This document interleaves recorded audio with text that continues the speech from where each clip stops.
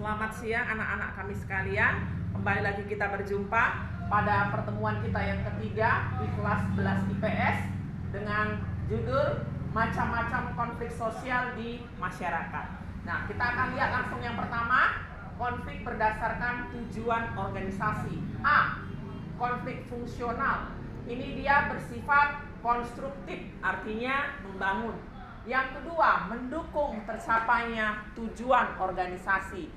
Ketiga, sangat dibutuhkan dalam sebuah organisasi karena dapat memperbaiki kinerja kelompok. Oke, yang B, konflik disfungsional. Nah, ini dia kebalikan dari konflik fungsional. Ini dia bersifat destruktif. Apa itu? Merusak. Dan yang kedua, menghambat tercapainya tujuan organisasi. Yang ketiga, keberadaannya tidak dapat dihindari karena ada dalam setiap organisasi atau masyarakat.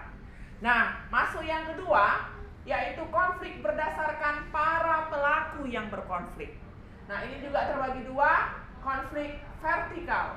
Ini konflik yang terjadi antar tingkatan atau kelas dalam masyarakat dan biasanya sebabnya karena adanya ketidakpuasan terhadap suatu keadaan.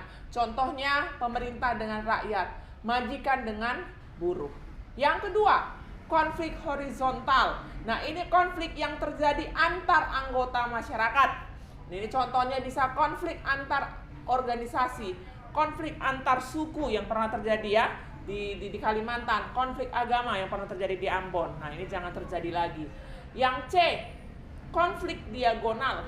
Ini disebabkan karena adanya ketidakadilan dalam pemanfaatan alokasi sumber daya yang menimbulkan konflik yang ekstrim.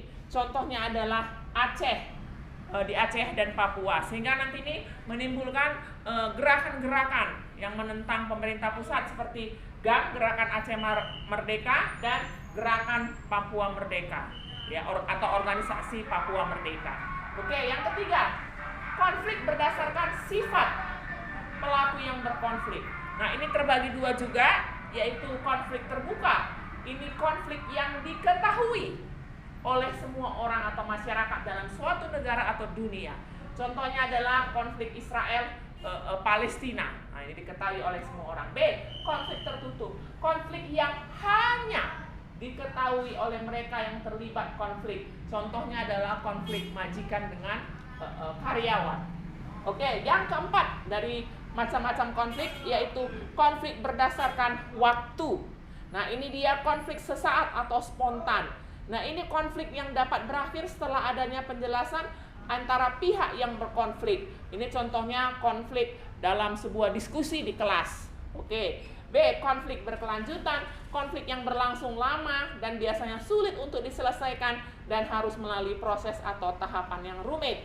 Contohnya konflik antara Korea Selatan dan Korea Utara.